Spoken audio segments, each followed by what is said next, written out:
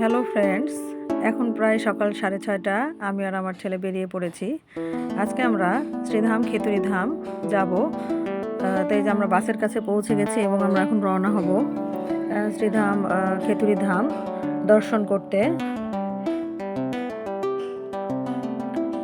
তো এই তো আমরা চলে এসেছি শ্রীধাম খেতুরি ধামে। এটি একটি পুণ্য তীর্থস্থান। এখানে এসে সবাই গঙ্গা নদীতে স্নান করে ভগবানের উদ্দেশ্যে অর্ঘ্য নিবেদন করে। তো আমরা এখানে কিছুক্ষণ দাঁড়িয়ে নিলাম, মা গঙ্গাকে দর্শন করলাম, স্পর্শ করলাম আমরা সবাই মিলে।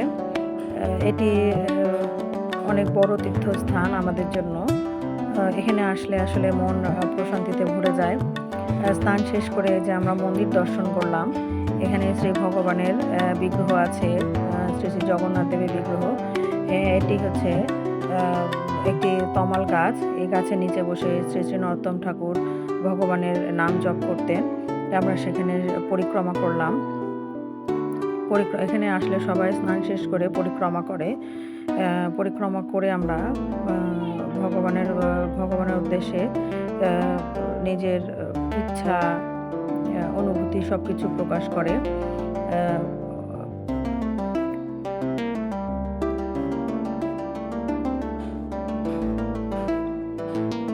আজকে প্রচুর ভক্ত এসেছে, অনেক দূর দূরান্ত থেকে। সবার সঙ্গে অনেক পরিচয় হয়। ইনি শ্রী শ্রী নরোত্তম দাস ঠাকুর মহাশয়ের বিগ্রহ এটি। তো এখানে অনেকে প্রসাদ গ্রহণ করছে। এই যে এটি নরোত্তম দাস ঠাকুর মহাশয়ের বিগ্রহ। আমরা এখানে দর্শন করি, প্রণাম করি, তারপর এখানে পরিক্রমা করে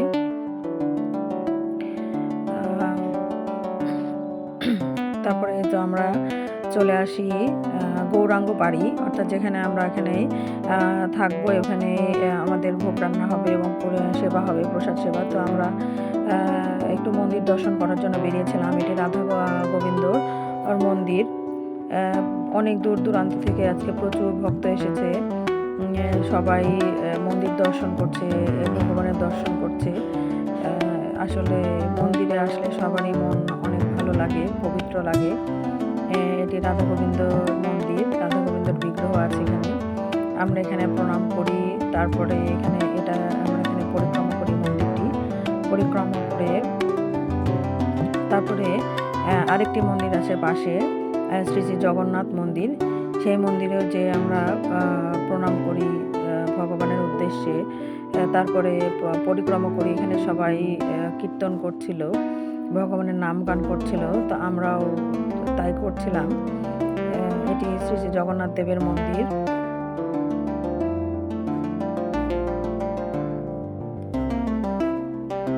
আসলে ভগবানের কাছে মন থেকে কিছু তাকে চাইতে হয় না, ভগবান নিজে বুঝতে পারে তার ভক্ত কি চাচ্ছে। তো এটি আরেকটি গোস্বামী মন্দির। এখানেও আমরা পরিক্রমা করি, দর্শন করি। তারপরে যে এখানে শ্রী শ্রী নরোত্তম ঠাকুর মহাশয়ের নাট মন্দির। তো এখানে এসে তাকে দর্শন করি এবং তার কাছে আমরা প্রার্থনা করি। পাশাপাশি মন্দিরগুলো পাশাপাশি এখানে আছে শিব মন্দির। এই শিব মন্দিরেও আমরা দর্শন করি। এটি বাবা ভোলানাথের মন্দির। এরপরে আছে গৌরাঙ্গ মন্দির। গৌরাঙ্গ মন্দিরে আমাদের গৌরাঙ্গ মহাপ্রভু শ্রীকৃষ্ণ সবের অধিষ্ঠান করেন। এটি শ্রী শ্রী নারায়ণ মন্দির।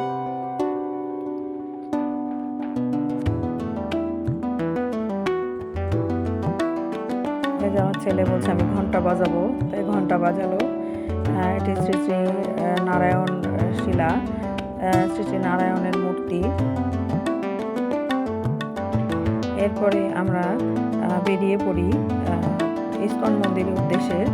আমরা একটা ভ্যান নিয়ে উঠে আমরা ইস্কন মন্দিরে যাই। তো সেদিনের পরিবেশটা ভালোই ছিল, বেশ স্নিগ্ধ পরিবেশ। আশেপাশের রাস্তাগুলো খুব সুন্দর লাগছিল। আমি একটু ক্যামেরা বন্দি করলাম। এই যে আমরা চলে এসেছি ইস্কন মন্দিরে। এখানে এসে আমরা মন্দির দর্শন করি, ভগবানের দর্শন করি, চারিদিক ঘুরে দেখি কোথায় গিয়ে। এই যে দামোদর মন্দির, এই যে আমাদের ভগবানের বিগ্রহ, রাধা গোবিন্দের বিগ্রহ। আসলে ভগবানের মন্দিরে আসলে মনটা কেন জানি প্রশান্তিতে ভরে যায়। আমরা সবাই এখানে কীর্তন করছিলাম, ভগবানের নাম করছিলাম। আসলে তখন দুপুরের আরতি হচ্ছিল, তো আমি আরতির সময় উপস্থিত হই, তো আমি দেখি সেখানে আরতি, আমার খুব ভালো লাগছিল।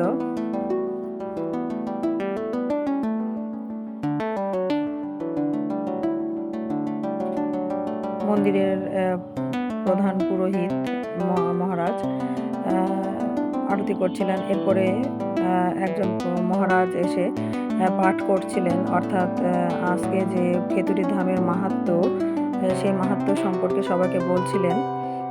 আমি অনেকক্ষণ বসে শুনি। তারপরে বেরিয়ে আসি। সেখান থেকে আসার পরে তাদের একটি বিশাল বড় একটি দোকান আছে, স্টল আছে আর কি। সেখানে অনেকগুলো গোপুসোনা ছিল, তাদেরকে একটু করে ক্যামেরা বন্দি করলাম। এবং এখানে বিভিন্ন রকমের জিনিস পাওয়া যায়, পূজার জিনিস সামগ্রী থেকে শুরু করে ভগবানের চিত্রপট, বিভিন্ন চিত্রপট। তারপরে যে পাশে আছে খাবারের দোকান, অর্থাৎ বিভিন্ন রকমের নিরামিষ খাবার। এগুলো কিন্তু অবশ্যই নিরামিষ খাবার। এখানে কিছু শোপিস ছিল, আমরা দোকানটা সুন্দরভাবে ঘুরে ঘুরে দেখছিলাম। দোকানটা অনেক বিশাল বড়, অনেক রকম জিনিস ছিল সেখানে, বিভিন্ন জিনিস বিক্রি করছিল।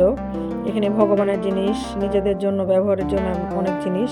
তারপরে যে আমরা আবার গৌরাঙ্গ মন্দিরে ফিরে আসি। মন্দিরে এখানে এসে আমাদের এখানে ভোগ হচ্ছে ভগবানের, সবাই নাম কীর্তন করছিল, ভেতরে ভগবানের ভোগ রাগ চলছিল।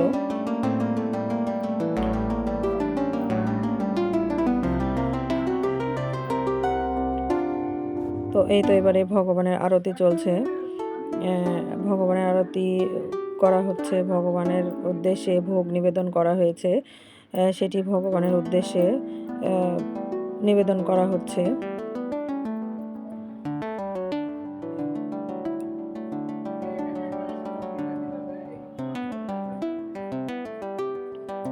তো ভগবানের আরতি প্রায় শেষের দিকে, তারপরে সবাই প্রসাদ নিতে বসে পড়ে।